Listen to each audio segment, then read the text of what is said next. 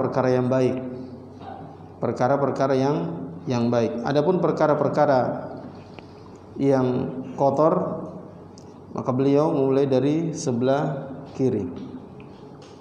Tayyib. Hadis selanjutnya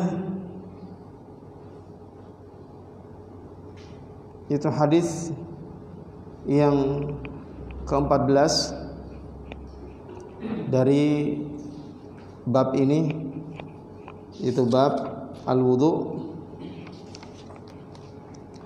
Berkata Imam Ibnu Hajar rahimahullah, an Abi Hurairah radhiyallahu an,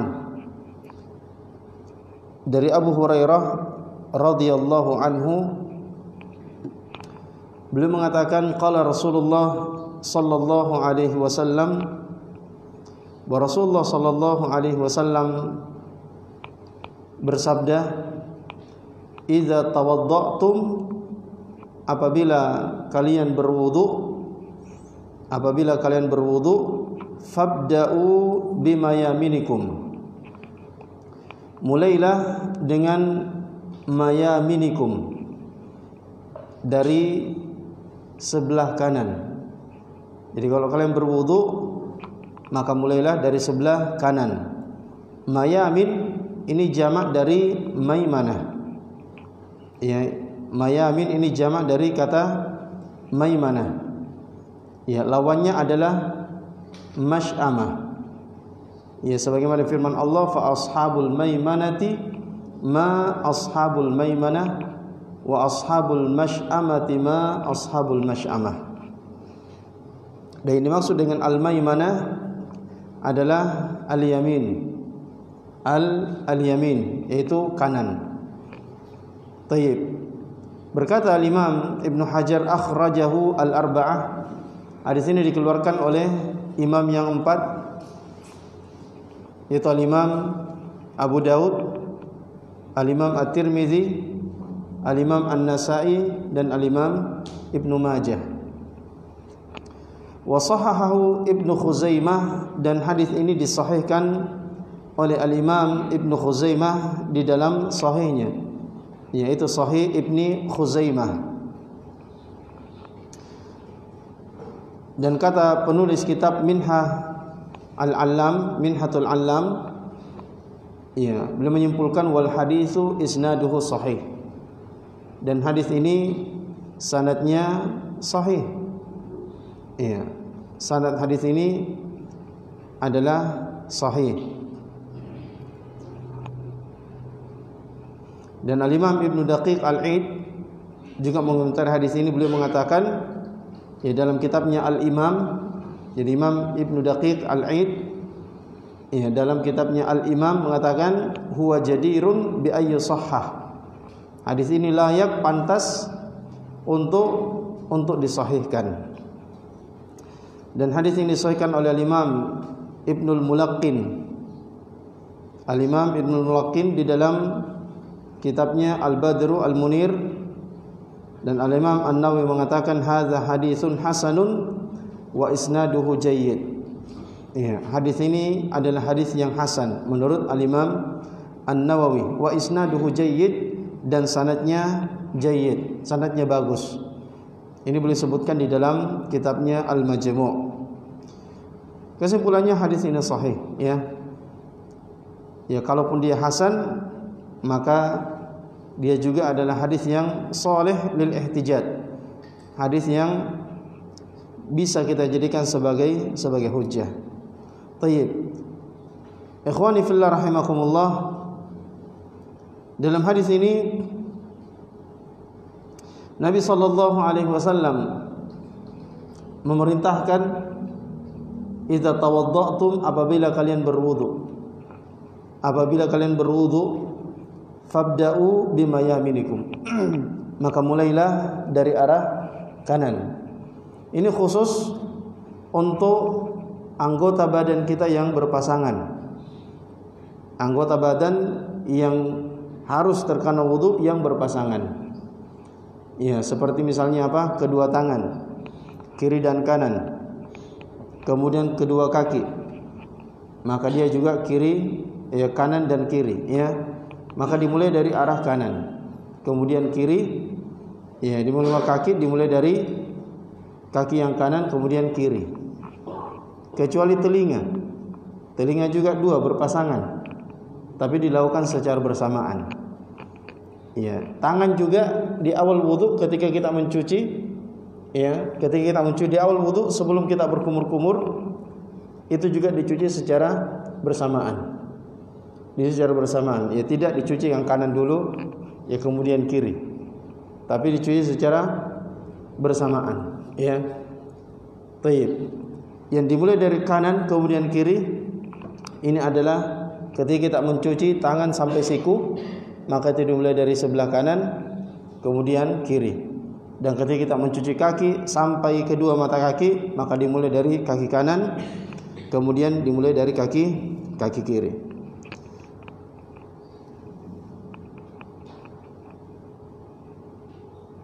Baik. Kemudian jemaah dimuliakan oleh Allah, perintah Nabi di sini untuk memulai dari sebelah kanan untuk anggota badan yang berpasangan, apakah ini memberi faidah wajib atau sunnah? Apakah perintah ini sifatnya wajib? Dalam artian seandainya ada orang yang berwudu, dia mulai dari kiri. Berwudu tangan kirinya dulu, kemudian kanan. Ya, setelah wudu dia ragu. Tadi saya mulai dari tangan kiri. Apakah wudunya sah atau tidak? Ya, kalau seandainya dia wajib, maka berarti wudunya perlu diulang. Nah, perlu kita ketahui, maka sangat perlu untuk kita ketahui hukum perintah Nabi dalam hadis ini. Apakah dia memberi faidah wajib atau memberi faidah sunnah? Ya. Ada yang menisbahkan kepada Al-Imam Asy-Syafi'i dan Al-Imam Ahmad bahwa keduanya berpendapat perintah untuk memulai dari sebelah kanan kemudian kiri itu hukumnya wajib. Jadi ada yang menisbahkan pendapat seperti itu kepada Al-Imam Asy-Syafi'i dan Al-Imam Ahmad. Akan tetapi penisbatan tersebut itu tidak benar. Ya, keduanya tidak berpendapat seperti itu. Ya, dan ini diterangkan oleh para ulama kita. Maka tidak benar penisbatan bahwa Imam Syafi'i dan Ahmad itu berpendapat wajib memulai dari sebelah kanan, ya, dan kemudian kiri, wajib. Ya. Baik. Nah, di sini saya kutipkan perkataan Al-Imam Ibnul Munzir rahimahullah. Iya, perkataan Imam Munzir di dalam kitabnya Al-Awsat.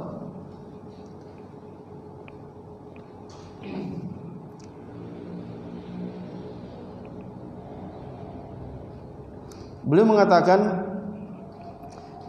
ajma'u ala alla i'adata ala man bada'a bi yasarihi qabla yaminihi. Bahwa para ulama sepakat, artinya mereka tidak berbeda pendapat dalam hal ini. Sepakat bahwa tidak ada mengulang wudu, ya. Artinya tidak perlu mengulang wudu atas orang yang berwudu memulai dari sebelah kiri kemudian kanan. Jadi orang yang memulai dari sebelah kiri ketika mencuci tangan atau mencuci kaki kemudian kanannya, ini tidak perlu mengulang. Tidak perlu mengulang. Dan ini sepakat para ulama. Artinya apa? Artinya bahwa memulai dari kanan itu bukanlah kewajiban, tapi dia hukumnya sunnah.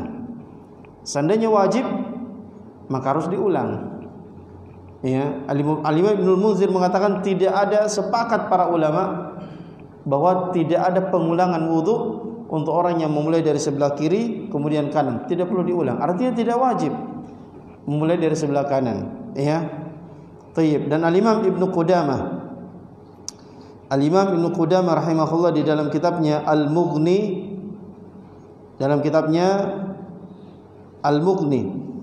beliau mengatakan wala yajibu at-tartibu bainal yumna wal yusra la na'lamu fihi khilafan. Al-Imam Ibnu Qudamah mengatakan dan tidak wajib, ditegaskan tidak wajib tertib antara kanan dan kiri. Ya, tidak wajib. Artinya andai seseorang berwudu, ketika mencuci tangan dia mulai dari kiri kemudian kanan, maka dia tidak berdosa dan wudunya tidak perlu diulang karena hukumnya tidak wajib. Iya.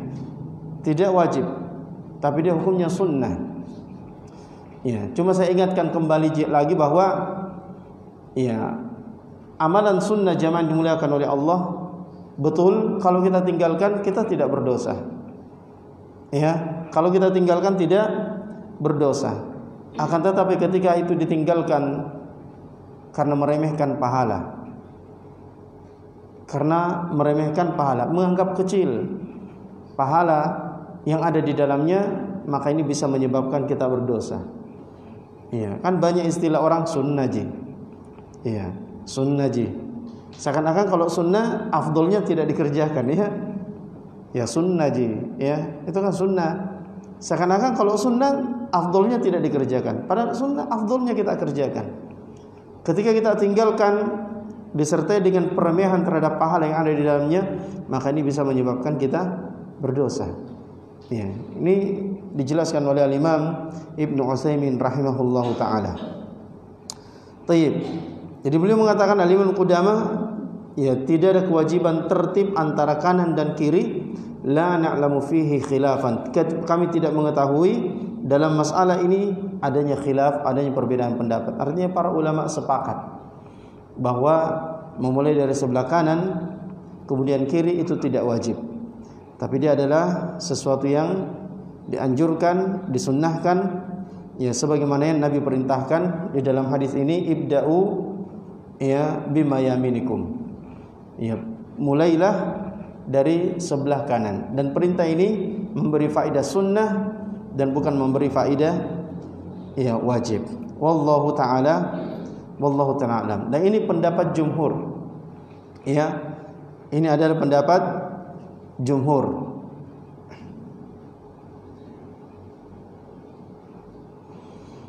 Ya, berkata penulis kitab Minhatul Alam, beliau mengatakan wa ala hadza fal jumhur min ahli ilmi ala anna al bada'ata bil yamini mustahabbatun. Ya, maka atas dasar ini jumhur min ahli ilmi, kebanyakan ulama, mayoritas ulama dari kalangan ahlul ilmi berpendapat annal bada'ata bil yamini, bahwa memulai dengan sebelah kanan ya itu mustahabbatun. Itu hukumnya mustahabbah. Hukumnya sunnah. Wa qad bawwaba Ibnu Khuzaimah. Al-Imam Ibnu Khuzaimah rahimahullah di dalam sahihnya, ya Sahih Ibnu Khuzaimah, ya ala hadzal hadis. Jadi Imam Ibnu Khuzaimah membuat bab, ya membuat satu bab atas hadis ini. Ya, jadi beliau membuat bab dan beliau menukil hadis ini dalam bab itu, dan beliau namakan bab itu dengan bab al-amru bit tayamun fil wudu amrun, ya amru istihbab la amra ijab. Ya, bahwa perintah untuk at-tayamun fil wudu, ya perintah untuk memulai dari kanan ketika berwudu, ini adalah amru istihbab, perintah yang sifatnya sunnah, ya bukanlah perintah yang sifatnya wajib. Ya, maka wal amru fi hadzal hadis masrufun an zahirihi, maka perintah yang ada dalam hadis ini itu dipalingkan dari zahirnya, wa huwal wujub ila nadb. Ya, zahirnya apa? Zahirnya wajib karena perintah. Ya, maka ini dipalingkan dari wajib menjadi sunnah. Kenapa kita katakan sunnah? Ya, karena adanya ijma', kesepakatan para ulama akan tidak wajibnya memulai dari yang sebelah kanan kemudian kiri ketika kita berwudu. Iya. Namun saya ingatkan kembali, ketika kita mengatakan tidak wajib bukan berarti tidak afdol. Iya. Tentunya afdol jamaah dimuliakan oleh Allah. Ya, afdal, dan itu dicontohkan para sahabat Nabi sallallahu alaihi wasallam. Ketika mempraktikkan sifat wudu Nabi sallallahu alaihi wasallam, ya mereka mulai dari tangan kanan kemudian tangan kiri. Ketika mencuci kaki, mereka mulai dari kaki kanan kemudian kaki kiri. Wallahu a'lam. Hadis selanjutnya, hadis yang ke-15 dari bab al-wudu. Wa 'anil Mughirah ibn Syu'bah, dari Al-Mughirah bin Syu'bah radhiyallahu anhu, anna Nabi sallallahu alaihi wasallam tawaddaa, bahwa Nabi sallallahu alaihi wasallam berwudu, famasaha binasiyatihi, maka Nabi sallallahu alaihi wasallam mengusap nasiyatihi. Nasiyah adalah awal kepala. Jadi awal tumbuhnya rambut, ya itulah awal kepala kita. Itu maksudnya nasiyah. Jadi ketika beliau berwudu, Nabi mengusap apa namanya ini? Nasiyah, ya awal kepalanya. Ya awal kepalanya ya di sini kurang lebih ya. Wa 'alal imamah wal khuffain. Dan beliau juga mengusap di atas imamahnya. Imamah ya, sorban. Wal khuffain, dan juga beliau juga mengusap di atas kedua khufnya. Akhrajahu Muslim, hadis ini dikeluarkan oleh Al-Imam Muslim rahimahullahu taala. Cuma Al-Imam Muslim rahimahullah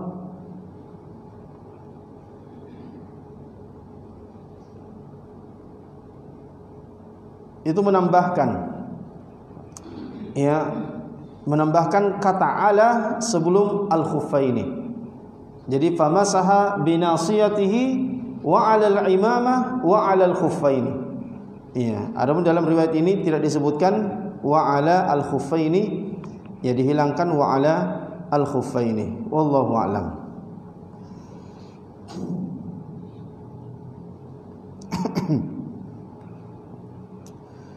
Baik. Dalam hadis ini jamaah dimuliakan oleh Allah Subhanahu wa taala,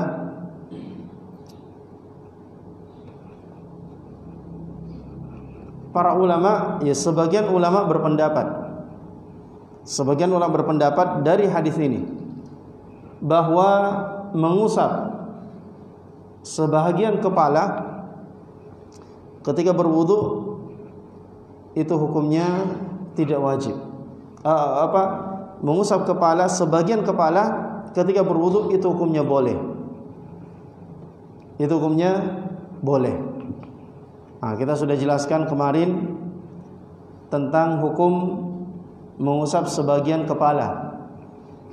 Apakah sah atau tidak? Ya.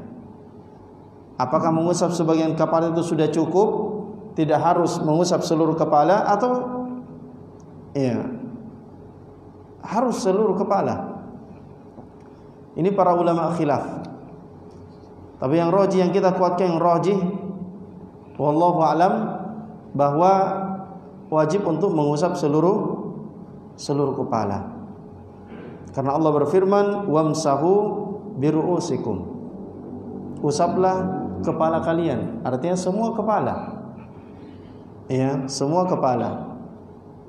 Dan di dalam hadis para sahabat ketika mereka mencontohkan sifat wudu Nabi, para sahabat mengusap seluruh kepalanya.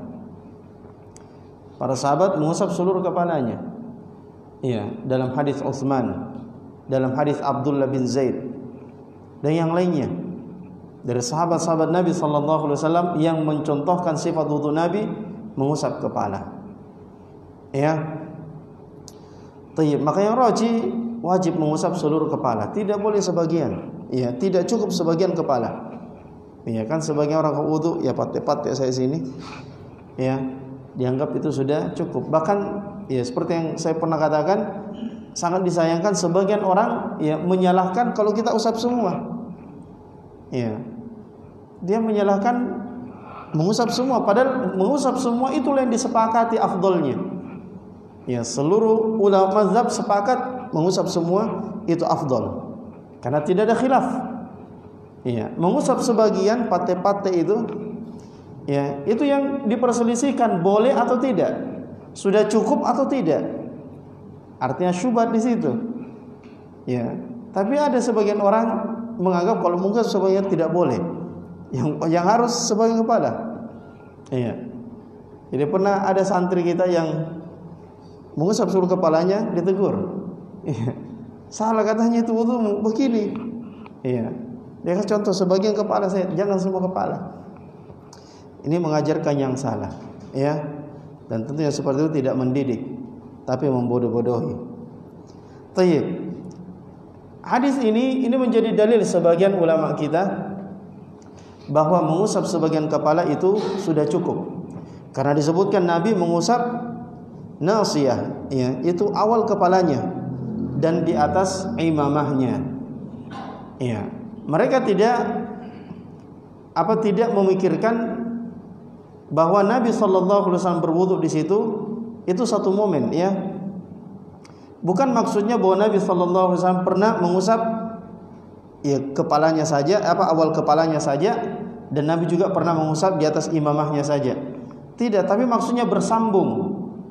Jadi Nabi mengusap awal kepalanya disambung di atas imamahnya. Jadi beliau memakai sorban, ya. Yang ketika itu awal kepala beliau itu terbuka, sorbannya di sini mulai, ya, awalnya terbuka. Maka Nabi ketika mengusap kepalanya, beliau mengusap awal kepalanya, kemudian dilanjutkan di atas imamah. Seandainya kita pakai sorban, ya, kita pakai sorban, kemudian kita mau berwudu dan kita buka sebagian kepala, maka kita ingin usap-usap, ya, sebagian kepala kemudian dilanjutkan di atas imamah. Itu yang sunnah. Ya, bukan sebagian kepala saja, tidak, tapi dibuka sebagian kepalanya, kemudian diusap awal kepalanya, kemudian dilanjutkan di atas sorban. Maka ini juga dalil bahwa boleh mengusap di atas sorban, ya. Dan memakai sorban hukumnya boleh, ya. Hukumnya sorban hukumnya boleh, bukan sunnah. Kenapa kita katakan bukan sunnah? Karena tidak ada dalil yang memerintahkan. Jadi Nabi tidak ada hadis yang sahih memerintahkan, apalagi menyebutkan keutamaan. Ya, tidak ada. Semua hadis-hadis yang berbicara tentang keutamaan sorban itu hadis lemah. Ya, kata Syekh Al-Albani rahimahullah, bukan saya. Jadi semua hadis yang berbicara tentang keutamaan sorban, ya, siapa yang sholat pakai sorban, maka keutamanya seperti sholat 1000 kali. Oh, luar biasa. Ya. Tapi hadisnya semua lemah, tidak bisa dijadikan hujjah. Ya, maka sorban hukumnya boleh. Yang mau pakai sorban silakan. Ya, yang tidak mau pakai sorban ya tidak ada masalah. Ya, cuma kita kembali kepada kebiasaan masyarakat kita, yaitu bagusnya seperti itu. Karena kebiasaan masyarakat kita kebanyakannya tidak pakai sorban. Ya, sehingga kalau kita pakai sorban khawatirnya itu menjadi pakaian syuhrah. Ya, adapun jubah maka itu sudah memasyarakat. Ya, orang-orang awam itu juga sudah memakai, karena mereka sudah berkunjung ke Saudi, bahkan mereka beli bajunya di sana dipakai di sini. Itu sudah masyhur. Ya, maka tidak dianggap lagi sebagai pakaian syuhrah. Pakaian syuhrah, ya, pakaian yang dengan pakaian itu dia bisa dikenal orang. Ya, dengan pakaian tertentu. Ya, adapun sorban wallahu alam, ya, apakah dia sudah menjadi tren, ya, di negeri kita atau belum, wallahu alam. Iya, tapi kalau ada yang mau pakai sorban, kita tidak boleh, kita tidak larang, silahkan, tafadhol. Ya, ya, kalau mau sekali-sekali pakai sorban, tafadhol. Ya, tidak mau sama sekali, ya tidak mengapa. Yang penting kita tidak mengingkari orang yang memakai sorban, dan kita tidak boleh bersangka buruk kepada yang pakai sorban. Iya, dengan sangkaan-sangkaan yang lain. Baik. Yang jelas kalau Anda pakai sorban, maka silahkan. Boleh Anda buka sebagian sorban, kemudian mengusap. Kita mengusap kepala, usap bagian depan kepala, dilanjutkan di atas sorban. Cuma sebagian ulama khilaf. Ada ulama kita khilaf, apakah sorbannya itu harus sorban yang muhannakah?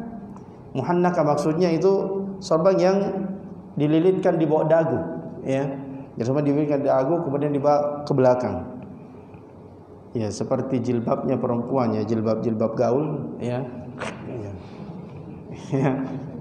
Tayyib. Jadi muhannaka maksudnya ada bagian yang di bawah dagunya. Makanya namanya muhannaka. Jadi lipat di sini kemudian ditarik ke belakang. Jadi ada yang mempersyaratkan apakah harus seperti itu? Ya, kemudian harus ada ekornya juga. Itu salah satu sisinya harus dijulurkan ke belakang sehingga dia terletak di belakang punggung kita. Ada yang mempersyaratkan sorbannya harus seperti itu. Ya, sorbannya harus seperti itu. Ya, tapi sebagian ulama mengatakan tidak harus seperti itu. Yang penting dinamakan sorban. Yang penting dinamakan sorban, maka boleh diusap. Ya, boleh diusap bersama dengan bagian awal kepala. Dan ini pendapat Syekhul Islam Ibnu Taimiyah rahimahullah, dan pendapat yang dipilih atau dirajihkan oleh Al-Imam Muhammad bin Shalih Al-Utsaimin rahimahullahu taala. Baik. Kemudian dalam hadis ini juga tentang anjuran memakai mengusap kedua khuf. Nah, ini ada pembahasan tersendiri. Ya, kita tidak perlu bahas di sini. Baik, kita lanjutkan hadis yang ke-16 dari bab al-wudu. Hadis ke-16 dari bab al-wudu. Berkata Imam Ibnu Hajar rahimahullah, an Jabir ibni Abdullah radhiyallahu anhu. An Jabir ibni Abdullah radhiyallahu anhuma fi sifati hajjin Nabi sallallahu alaihi wasallam. Ya, ketika menceritakan tentang sifat haji Nabi sallallahu alaihi wasallam. Rasulullah sallallahu alaihi wasallam bersabda, "Ibda'u bima bada Allahu bih." Ibda'u bima bada Allahu bih. Mulailah dengan apa yang Allah mulai. Mulailah dengan apa yang Allah mulai dengannya. Akhrajahu An-Nasa'i. Hadis ini dikeluarkan oleh Al-Imam An-Nasa'i hakaza bilafzil amr. Ya, seperti ini dengan lafaz perintah. Jadi ini lafaznya Imam An-Nasa'i, datang dengan bentuk perintah. Ibda'u, mulailah. Jadi perintah. Bima bada Allahu bih, mulailah dengan apa yang Allah mulai dengannya. Wa huwa 'inda Muslim, dan hadis ini juga diriwayatkan oleh Imam Muslim di dalam sahihnya. Tapi bilafzil khabar, bukan dengan lafaz perintah, tapi dengan lafaz khabar. Maksudnya Nabi mengatakan abda bima bada Allahu bih. Abda, yaitu saya memulai dengan apa yang Allah mulai dengannya. Dalam riwayat nabda, itu bentuk jamak. Nabda bima bada Allahu bih. Kami memulai dengan apa yang Allah memulai dengannya. Ya. Maka dengan keterangan ini jamaah dimuliakan oleh Allah, maka lafaz yang benar adalah lafaz Imam Muslim. Ya. Karena dia lebih thiqah, lebih kuat dibandingkan riwayat An-Nasa'i. Maka riwayat An-Nasa'i ini dianggap sebagai riwayat yang syadz, yang datang dalam bentuk perintah. Ya, yaitu ibda'u bima bada Allahu bih. Mulailah dengan Allah yang mulai. Ini perintah. Padahal dalam hadis Muslim yang lebih thiqah, lebih kuat, itu dalam bentuk khabar, ya, pengabaran saja. Saya memulai dengan apa yang Allah mulai dengannya, atau nabda, ya, dan riwayat nabda, kami memulai dengan apa yang Allah mulai dengannya. Akan tetapi jamaah dimuliakan oleh Allah, Al-Imam Ibnu Utsaimin menjelaskan bahwasanya ya, walaupun yang sahih itu dalam bentuk khabar, abda, saya mulai, tapi secara tidak langsung di situ juga ada perintah. Ya, secara tidak langsung di situ ada perintah untuk kita memulai. Karena ketika Nabi mencontohkan sesuatu ya dalam ibadah, maka tentu hal itu ya secara tidak langsung isyarat adanya perintah untuk kita melakukan hal-hal yang seperti itu. Ya, wallahu a'lam. Hadis ini jamaah dimuliakan oleh Allah, ya seperti yang disebutkan di dalam ya hadis ini fi sifati hajjin Nabi. Ya, Nabi ucapkan sabdanya ini ketika dia berhaji. Jadi Jabir bin Abdullah ini mengikuti Nabi ketika berhaji, maka beliau ceritakan panjang lebar tentang sifat hajinya Nabi sallallahu alaihi wasallam, dan itu yang menjadi hadis pokok di dalam pelaksanaan haji. Hadis pokok di dalam pelaksanaan haji. Nah, di dalam hadis itu setelah Nabi sallallahu alaihi wasallam tawaf dan setelah beliau salat sunnah, maka beliau mendatangi Safa dan Marwah untuk mulai melakukan sa'i. Ketika Nabi ada di antara Safa dan Marwah, Nabi membaca firman Allah Subhanahu wa taala, "Innas Safa wal Marwata min sya'airillah." Sesungguhnya As-Safa dan Al-Marwah itu di antara syiar-syiar Allah. Kemudian Nabi mengatakan, "Abda bima bada Allahu bih." Saya memulai dengan apa yang Allah mulai dengannya. Maksudnya saya akan sa'i mulai dari Safa, karena Allah memulai di dalam Al-Quran dengan Safa, inna Safa wal Marwah. Sesungguhnya Safa dan Marwah. Allah bilang Safa, maka mulai dari Safa, kemudian Marwah dan seterusnya. Jadi dulunya Nabi baca dulu ayatnya. Ini pentingnya tadabbur ayat. Jadi membaca dalam rangka tadabbur. Kemudian Nabi mengatakan, "Abda bima bada Allahu bih." Saya mulai dengan apa yang Allah mulai dengannya. Ini semuanya tentang haji, tapi dimasukkan oleh Imam Ibnu Hajar di dalam bab al-wudu. Untuk menjelaskan apa? Untuk menjelaskan masalah tertib dalam wudu. Mulailah dari apa yang Allah mulai. Maksudnya ketika kita berwudu, tertiblah seperti yang Allah sebutkan dalam Al-Quran. Karena Allah dalam Al-Quran sebutkan tentang wudu. Idza qumtum ila shalah faghsilu wujuhakum. Kalau kalian ingin bangun untuk salat, maka faghsilu wujuhakum. Cucilah, basuhlah wajahmu. Wa aydiyakum ilal marafiqi. Dan kedua tanganmu sampai siku. Wamsahu bi ru'usikum. Kemudian apa? Dan usaplah kepala-kepala kalian. Wa arjulakum ilal ka'baini. Dan cucilah kedua kaki kalian sampai mata kaki. Jadi ketika kita berwudu, mulailah dari apa yang Allah mulai. Artinya mulailah dari muka. Mulailah dari muka, kemudian kedua tangan, kemudian mengusap kepala, kemudian mencuci kedua kaki. Ini tentang syariat tertib di dalam wudu. Tayyib. Para ulama kita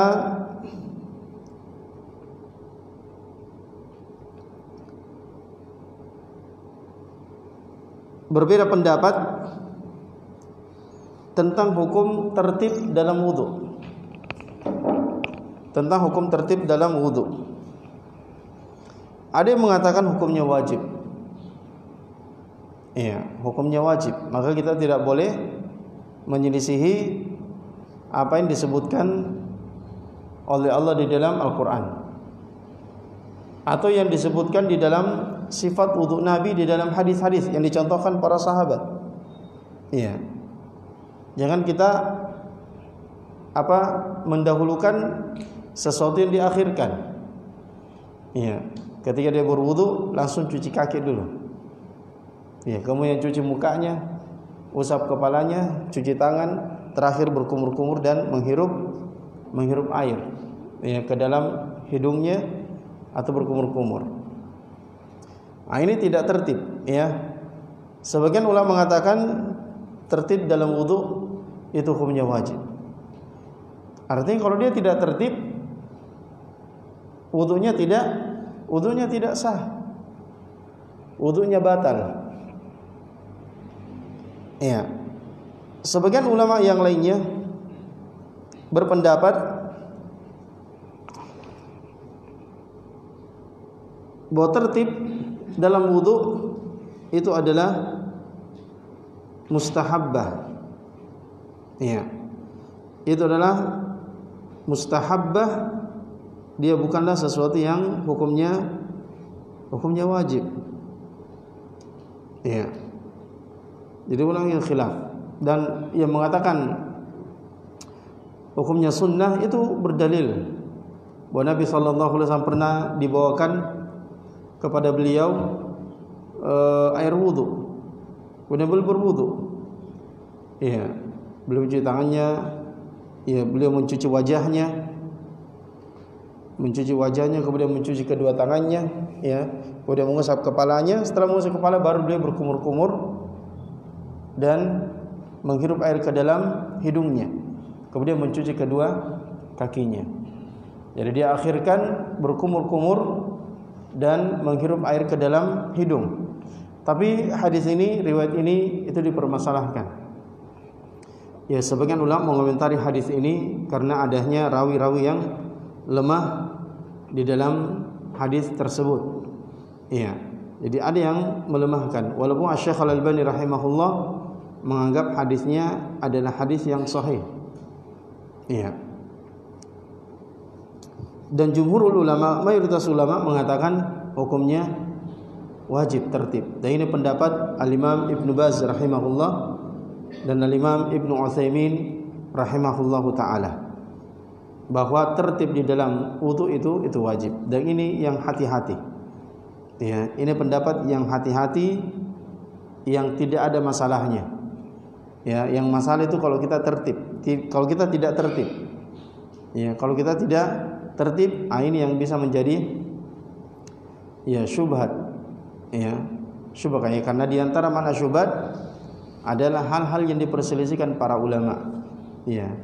Bagi kita hal yang diperselisihkan ulama itu kan menjadi syubhat, tidak jelas. Ini wajib atau sunnah? Apalagi kalau wajib sunnah, ini luar biasa. Ya, kalau sunnah mubah, masih mending. Ya, sunnah mubah masih mending.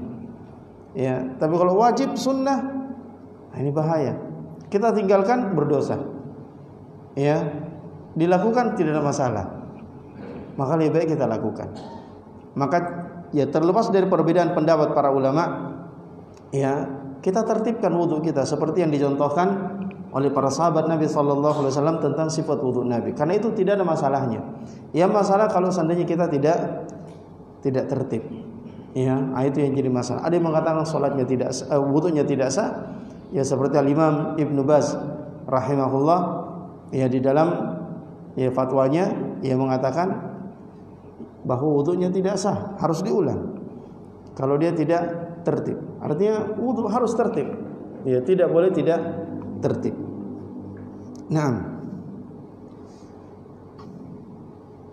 jadi itu intinya hadis ini ya. Hanya untuk menerangkan kepada kita tentang masalah pentingnya ya tertib di dalam wudu. Jadi hadis tadi itu dibawa dalam bab wudu walaupun dia adalah masalah haji. Ya, walaupun dia masalah haji. Karena ibrah dari satu dalil itu berdasarkan keumumannya. Ya, bukan berdasarkan ya sebab datangnya hadis itu, sebab disabdakannya hadis itu. Al-ibrah bi umumil lafzi la bi khususi as-sabab. Ya, pelajaran dari hadis ya atau dari dalil itu berdasarkan keumuman lafaznya. Ya, bukan kekhususan sebabnya. Ya, artinya jangan karena dia berbicara dalam masalah haji, kita jadikan dalil sebagai masalah haji saja. Ya, ketika mau sa'i saja. Adapun wudu tidak. Karena lafaznya umum, maka kita jadikan dalil secara umum dalam semua perkara-perkara ibadah yang Allah terangkan di dalam Al-Qur'an. Maka kita mulai dengan apa yang Allah mulai. Ya. Apakah dia haji, apakah dia wudu, ya, atau yang lainnya. Tayyib, wallahu a'lam.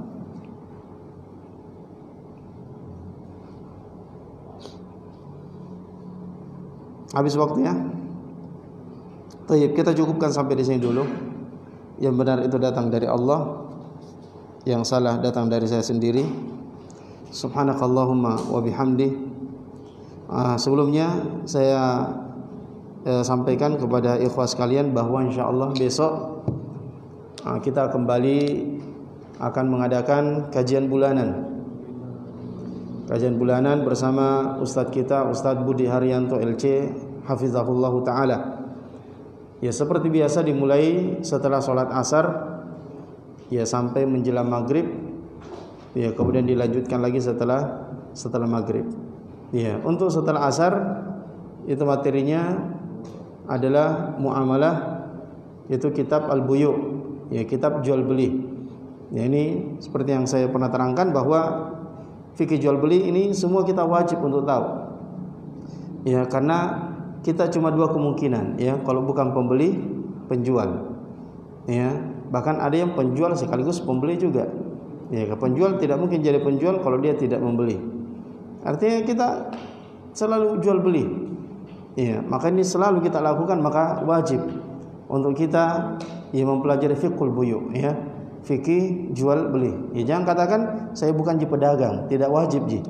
Ya, walaupun ada bukan pedagang, maka ada pembeli.